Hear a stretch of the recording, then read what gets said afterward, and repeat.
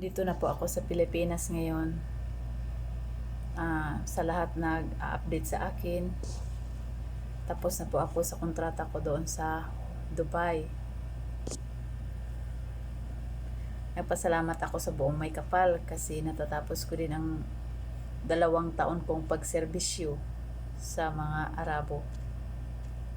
Sa lahat kong mga OFW na nagtatrabaho sa iba't ibang bansa,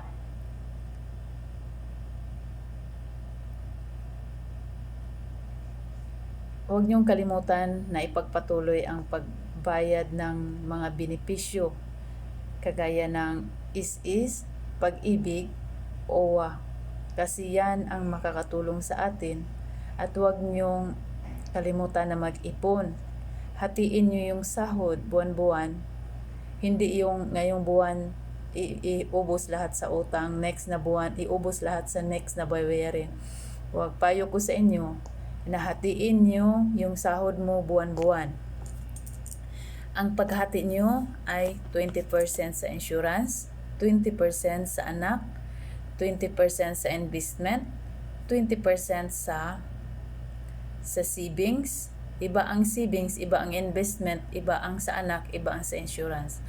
10% for yourself and 10% for your parents. Kasi hindi tayo mabubuhay dito sa mundong ito kung wala tayong magulang na nag-aruga sa atin. Kaya sa bawat kinikita natin ay pahalagahan at bigyan natin ng